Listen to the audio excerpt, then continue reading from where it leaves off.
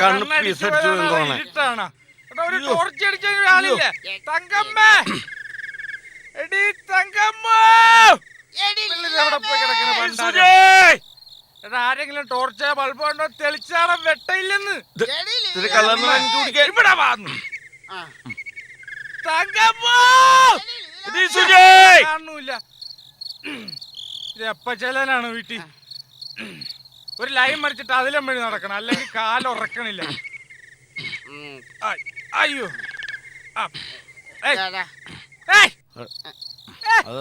എല്ലാരും പിടിക്കണത്.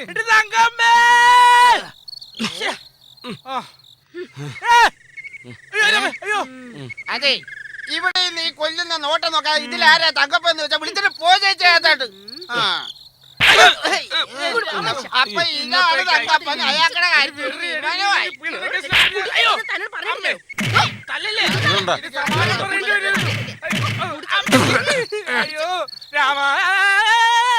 രാമായണ മാസാണെന്ന്. രാമായണം വായിക്കാനായിട്ടിട്ട് എന്ത് നോക്കിക്കടാ? ഒന്ന് വീട്ടിൽ പോടാ പണ്ടാരൊക്കെ. ഈ കർക്കിടക മാസത്തിൽ രണ്ടെണ്ണം കിട്ടാറുള്ളതാണല്ലോ. ഒരെണ്ണത്തിന് കുറവുണ്ടോ? അയ്യോ, എല്ലാം ഓക്കെ ഓക്കെടാ. Thank you. അമ്മേ അമ്മേ, അയ്യോ അമ്മേ, ഞാൻ കടപ്പുറത്ത് പോയി കിടന്നോളാടി. തങ്കപ്പൻ ചേച്ചി, എനിക്ക് വീടില്ലാട്ടോ. അവൾ എന്റെ ഭാര്യ കണ്ടിരുന്നു. എന്റെ ഭാഗ്യം. ഇല്ലെങ്കിൽ ഞാൻ കുറെ മേടിച്ചു കൂട്ടിയാണ്. എന്റെ ദൈവമേ.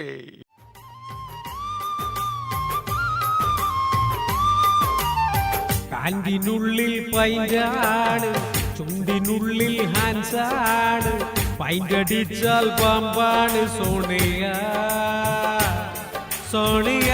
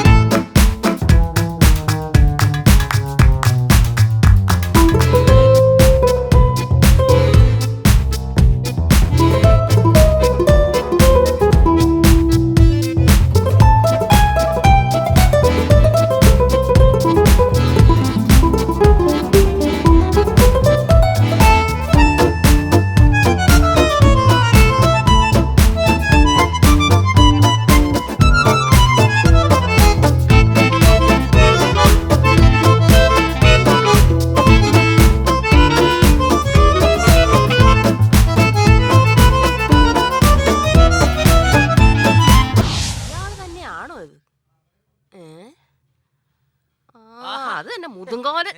നീ വന്നോ?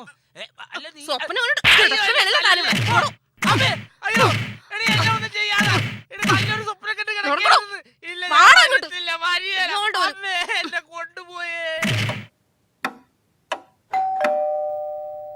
നിങ്ങൾ അറിയുന്നു 6 മണിക്ക് എത്ര പറഞ്ഞാ ഞാൻ അകത്തേക്ക് കയറി വരൂ.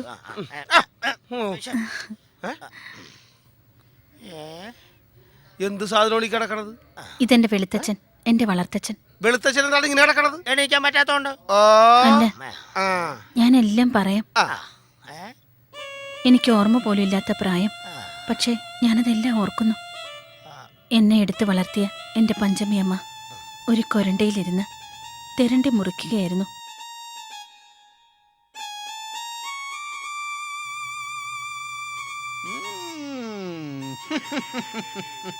എന്താടി തുറുപ്പക്കണി? അവളുടെ ഒരു വെട്ടലി. എന്താടി ഇത്രയും നേരമായിട്ട് കഞ്ഞും കറിയും ശരിയായില്ലേ? കുടിച്ചിട്ട് വരുമ്പോഴേ ഇവിടെ കഴിക്കാൻ വല്ലതും ഉണ്ടോന്നും കൂടി അന്വേഷിക്കണം. അല്ലാതെ വരുമ്പോ തന്നെ ചോറും കറിയും ഉണ്ടാക്കി തരാനേ ഇവിടെ വല്ലതും ഉണ്ടായിട്ട് വേണ്ടേ? നിന്നെ ഇന്ന് ശരിയാക്കി തരാടി. നിന്റെ മല നിങ്ങൾ എന്താണ് മനുഷ്യനെ കാണിക്കുന്നത്? തെരണ്ടി വാലുകൊണ്ട് അടിച്ച നിങ്ങൾ ദൈവം ശിക്ഷിക്കും. നീ ആർക്ക് വെള്ളം കാച്ചാനിരിക്കണ ഇവിടെ? ഇന്നെന്റെ മുക്കുവൻ മുത്തിനു പോണം, പടിഞ്ഞാറൻ കാറ്റത്ത് മുങ്ങിപ്പോണം. ഇന്നെന്റെ മുക്കുവൻ മുത്തിനു പോണം, പടിഞ്ഞാറൻ കാറ്റത്ത് മുങ്ങിപ്പോണം. അരയത്തി പെണ്ണ് നൊന്ത് പ്രാഗി, അരയത്തി പെണ്ണ് നൊന്ത് പ്രാഗി. അവനെ കടലമ്മ കൊണ്ടുപോണം, അവനെ കടലമ്മ കൊണ്ടുപോയി.